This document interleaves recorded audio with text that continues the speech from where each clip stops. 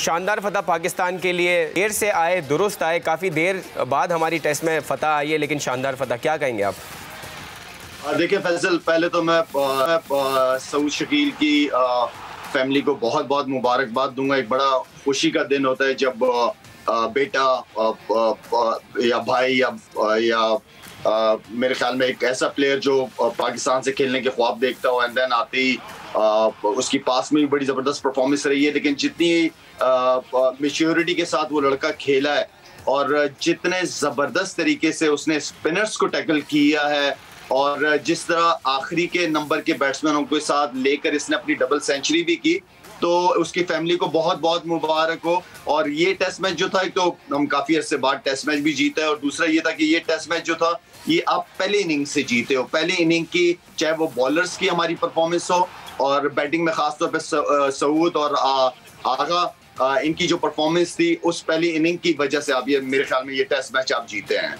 बिल्कुल सही है शाहिद भाई, हमने अपने शो पे ये काफ़ी डिस्कशन किया जब पहली 2 इनिंग्स हुई थी। हमने कहा कि शायद हमारे पास एक फास्ट बॉलर शॉट है, लेकिन क्रेडिट देना पड़ेगा बाबर आजम और बाकी टीम को जिन्होंने टीम के सिलेक्शन किया था। Actually this pitch was good for the spinners in terms of taking more wickets. तो अगर पूरे मैच का आप जायज़ा लें तो ज़्यादा विकेट्स स्पिनर ने लिए और पाकिस्तान ने 2 मेन स्पिनर्स खिलाए थे और आगा सलमान की सूरत में आपके पास एक पार्ट टाइम स्पिनर भी था।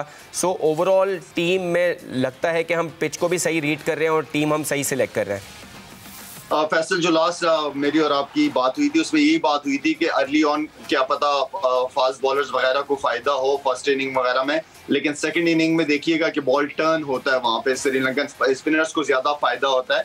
और उनकी अगर बॉलिंग स्ट्रेंथ देखें तो उनके पास भी स्पिनर्स हैं, उन्होंने अपने प्लेयर्स के हिसाब से अपनी स्ट्रेंथ को देखते हुए पिचेस बना लेते हैं, या होती है वहां पे पिचेस श्रीलंका में। तो आपकी स्पिनर्स का जो रोल था वो सेकंड इनिंग में वो भी बहुत इंपॉर्टेंट रोल था, और उन्होंने उस तरीके से परफॉर्म किया है जो कि सेकंड इनिंग में देखें तो हमारे पेसर्स ने इतनी विकेटें नहीं ली, लेकिन स्पिनर्स का जो रोल था, इवन के तीनों स्पिनर्स कहूंगा, आगा को भी स्पिनर्स में ही लेके आऊंगा, उन तीनों ने बड़ी जबरदस्त बॉलिंग की है। बहुत अच्छे मौके पे सेशन बाय सेशन जहां विकेट की जरूरत थी, पार्टनरशिप ब्रेक करनी थी, तो हमारे स्पिनर्स का रोल बहुत जबरदस्त रहा है। एब्सोल्युटली। और क्योंकि हम स्पिनर्स की बात कर रहे हैं शाहिद भाई, पहली इनिंग में नुमान अली एक भी विकेट ना ले सके और हमने काफ़ी उन पे क्रिटिसिज्म भी किया, लेकिन और हमने ये भी कहा कि हो सकता है वो हमें गलत भी प्रूव कर दे सेकंड इनिंग में अच्छी बॉलिंग करा के। लेकिन अगेन बाबर को और टीम को क्रेडिट जाता है कि उन्होंने उसको बैक किया और सेकेंड इनिंग में उन्होंने अपना जलवा दिखाया और 3 विकेटें ली और पाकिस्तान की फतह में उन्होंने भी एक अहम किरदार अदा किया,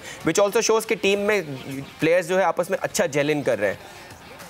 देखिए, सबकी कंट्रीब्यूशन होती है, कोई एक प्लेयर तो नहीं होता।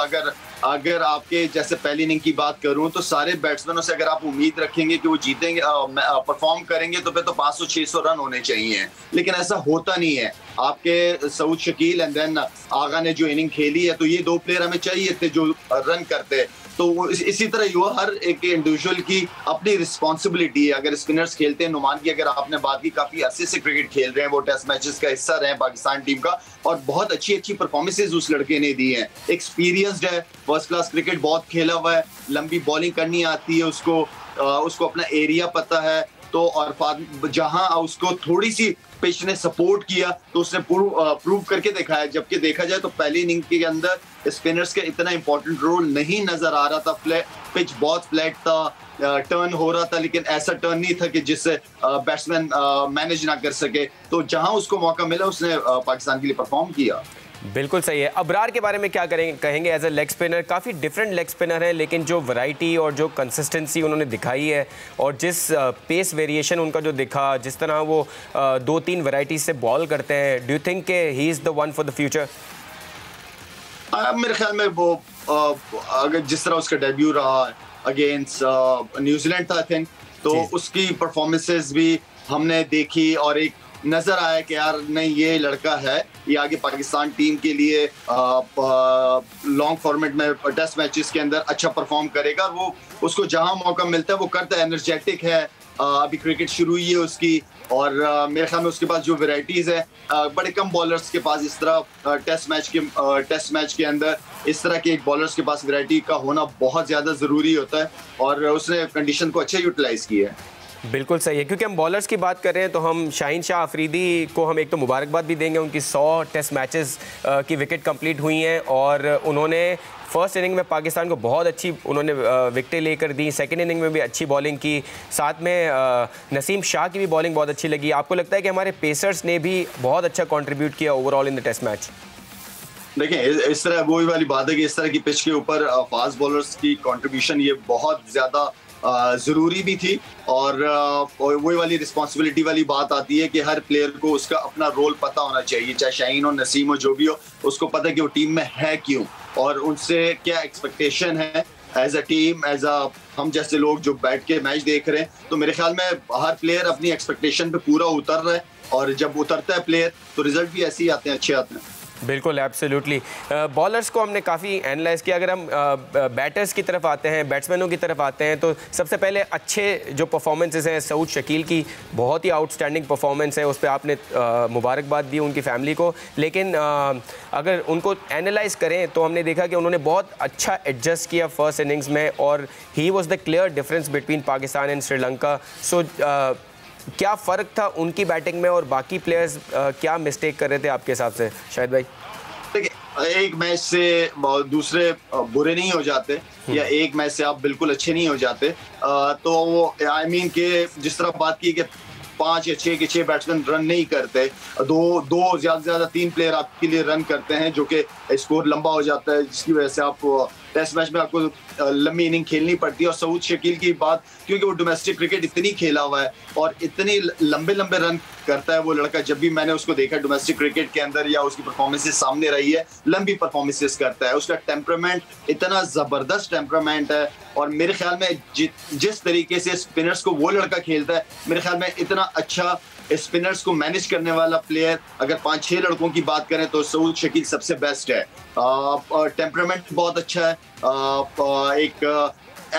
एक मैच्योरिटी जो उसकी नजर आई है, उसकी वजह सबसे बड़ी यही है कि फर्स्ट क्लास क्रिकेट काफी अरसे खेला है वो लड़का। बाकी सारे अच्छे हैं हमारे पास, सारे प्लेयर अच्छे। इमाम की अगर बात की है, इमाम की सेकंड इनिंग के अंदर जो 50 था वो बहुत इंपॉर्टेंट रोल था उसका।